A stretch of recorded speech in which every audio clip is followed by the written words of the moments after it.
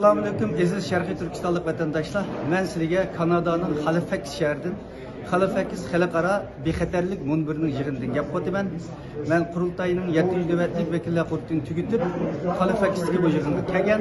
Bir qancha kundan buyon men ayrılan vaqtida bir qancha vatandoshlarımızdan, samimiy do'stlarimizdan sosyal medyalarda ba'zi talashlarning bo'layotganligini, bo'libmi dunyo qurultayi Uyg'ur xalqini yerlik millet yani indigenous people deb bir yerga imzo etibdi, to'xtam degan o'xshaydi.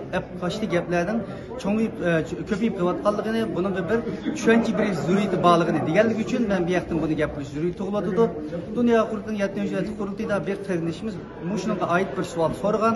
Biz loyihada unga yetarli javob bergan, balki vatandoshlarimiz uzun bu video jarayonida ularni ko'rmagan o'xshaydi. Shunga bu yerdan qisqacha javob beray. Bir, dunyo qurultayi hech bir qachon hech qanday bir davlat, hukumat va yoki bir guruhlar bilan Uyg'ur xalqini, Sharq Turkiston xalqini yerlik millat yoki indigenous xalq deb birimiga imzo atgan va yoki unda qaragan bayonotimiz, to'xtamlarimiz yo'q.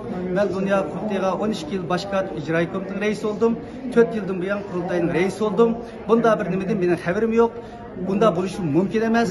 Biz dunyo qurultayining Sharq Turkiston xalqining manfaatiga eng yuksak darajada vakolat qiladiganligi va mas'uliyatchanlik bilan bu da'voni olib borayotganligimizga xalqimiz gumon qilmasligi kerak.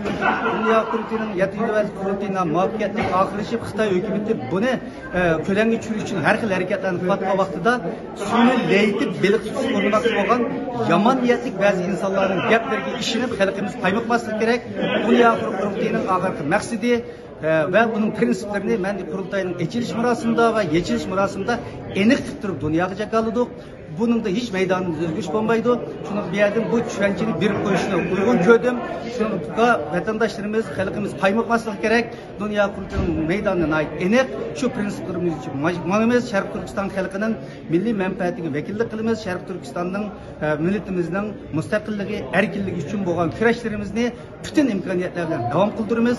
Biz Birleşken Devletler Teşkilatı'nın okşumaydıgan münberlerinin yığın katlaşıp kivatımız. Yerlik milletler münberi, aslanlık milletler, medeniyet, hemkarlık münberi, soda, insan hakları komitesi, yani bu yığınlara bunun kimi katlaşımız, bir yığınga katlaşış kandaktı, onu şunu itiraf kıllık şekilde bulmaydı. Çünkü bunu Birleşken Devletler Teşkilatı ayza 200 devletlerin hemiz katlaşıdı, necüzgen halkara teşkilatlar katlaşıdı.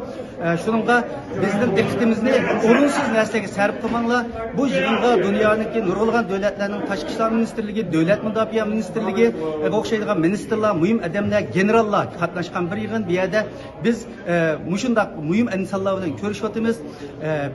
Şununla bizden dikkatimizni orunsuz nesnege tartış arkalık dikkatli halkımızı kaymak turgan işler bulmuşsun. Halkımız bunda kaymak turuş unutkan insanlara sergek oturup layıklı cevabını veriş gerek dep oylayman. Zulümden vatanga işgal için kelgan vaqtida bir qism insonlar Allohning ismini 99 ismini zikr qilamidik, 39 ismini zikr qilamidik deb vatanni topqizib qo'yibdi ekan.